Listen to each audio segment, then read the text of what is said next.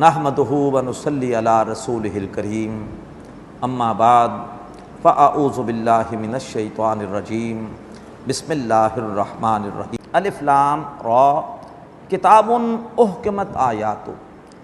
یہ کتاب قرآن مجید وہ ہے کہ جس کی آیات کو پہلے پختہ کیا گیا، ثم فصلت اور پھر انہیں کھولا گیا، من لدن حکیم خبیر، اس ہستی کی طرف سے جو کمال حکمت والی اور باخبر ہے۔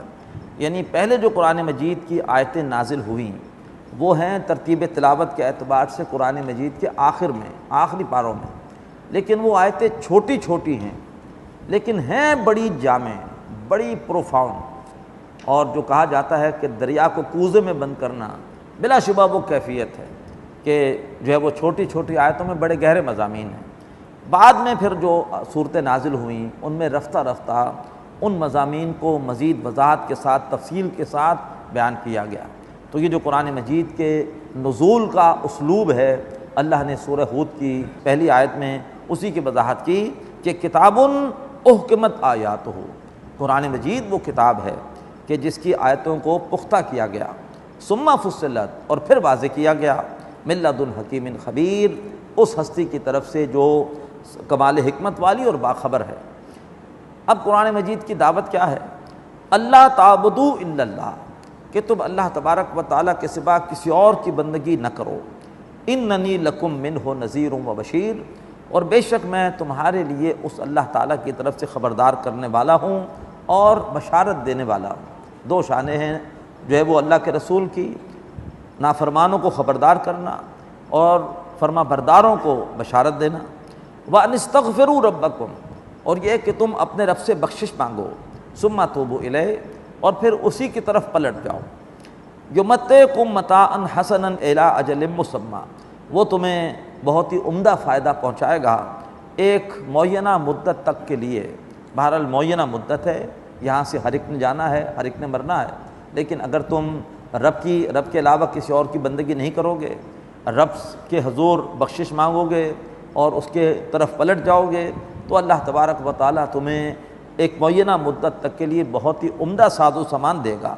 وَيُؤْتِ كُلَّ ذِي فَضْلٍ فَضْلًا، اور جو بھی صاحب فضل ہے اللہ تبارک و تعالیٰ اسے اس کے حصے کا فضل عطا فرمائے گا۔ وَإِن تَوَلَّوْا، اور اگر تم پھر گئے، اگر تم نے یہ دعوت قبول نہ کی، فَإِنِّي أَخَافُ عَلَيْكُمْ عَذَابَ يَوْمٍ كَبِيرٍ، تو بے شک میں تمہارے بارے میں خوف رکھتا ہوں ایک بڑے دن کے عذاب کا۔ إِلَى اللَّهِ مَرْجِعُكُمْ، اللہ ہی کی طرف تمہارا لوٹنا ہے، وَهُوَ عَلَىٰ كُلِّ شَيْءٍ قَدِيرٌ، اور وہ اللہ تبارک و تعالیٰ ہر چیز پہ قدرت رکھتا ہے۔ یہ ہے وہ 3 آیات میں، آیت نمبر 2 سے لے کے آیت نمبر 3 تک قرآن مجید کی دعوت کا خلاصہ۔ اب جو سرداران قریش تھے اس دعوت کو سنتے تھے، لیکن اس کے بعد جس انداز سے وہ ریئیکٹ کرتے تھے اللہ تبارک و تعالیٰ اس کا نقشہ کھینچ رہا ہے۔ فرمایا الا انہم یسنون صدورہم لیستخفوا من، آگاہ رہو کہ بے شک وہ اپنے سینوں کو دہرا کرتے ہیں تاکہ اللہ کے رسول سے اصل حقیقت کو چھپائیں۔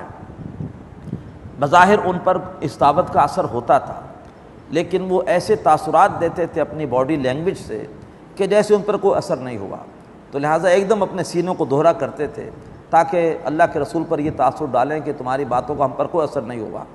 الا حین یستغشون ثیابہم، اور جان لو کہ جب وہ اپنے کپڑے اپنے اوپر اوڑھتے ہیں، یعنی پھر کیا کرتے تھے، بس اللہ کے رسول کی بات سنی اور ایسے تاثر دیا جیسے کہ انہیں اس بات سے جو ہے وہ خوشی نہیں ہوئی، کوئی اس کا ان پر اثر نہیں ہوا۔ اس کے بعد انہوں نے اپنی چادر اپنے سر پر ڈالی اور یہ کہ اکڑتے ہوئے جو ہے وہ حقارت کے ساتھ چلے گئے۔ فرمایا جان لوگ جب وہ اپنے کپڑے اپنے اوپر اوڑھتے ہیں، یعلم ما یسرون وما یعلنون، تو اللہ تعالیٰ جانتا ہے کہ وہ کیا چھپا رہے ہیں اور کیا وہ ظاہر کر رہے ہیں۔ بظاہر وہ کوئی اور امپریشن دیں، اصل حقیقت کیا ہے اللہ تو جانتا ہے۔ کیوں؟ انہ علیم بذات الصدور، اس لیے کہ بے شک اللہ تعالیٰ تو جانتا ہے جو کچھ کے سینوں میں ہے۔ وما من دابۃ فی الارض الا علی اللہ رزقھا، اور نہیں ہے کوئی جاندار زمین میں مگر یہ ہے کہ اس کا رزق اللہ تبارک و تعالیٰ کے ذمے ہے۔ وَيَعْلَمُ مُسْتَقَرَّهَا وَمُسْتَوْدَعَهَا، اور اللہ تبارک و تعالیٰ جانتا ہے کہ اس کا مستقل ٹھکانہ کیا ہے اور اس کا عارضی ٹھکانہ کیا ہے۔ ہر جاندار کے بارے میں اللہ نے پوری خبر رکھی ہوئی ہے۔ کس جاندار کو کل کیسے روزی دینی ہے اللہ نے پہلے سے انتظام کر رکھا ہے، اور یہ ہے کہ کون سا جاندار اس وقت کس جگہ پر ہے، اس کا اصل گھونسلہ کہاں ہے، اس کا بل کہاں ہے، اس کا اصل مکان کہاں ہے، اس کا غار کہاں ہے، سب اللہ تبارک و تعالیٰ کو پتہ ہے۔ اس وقت کوئی شخص دنیا کے کس حصے میں ہے لیکن اس کا پرماننٹ ریزیڈنس کہاں ہے، سب اللہ کو پتہ ہے، تو جانتا ہے اس کے مستقل ٹھکانے کو بھی اور اس کے عارضی ٹھکانے کو بھی۔ کل فی کتاب مبین، ہر شے ایک واضح کتاب میں لکھی ہوئی ہے۔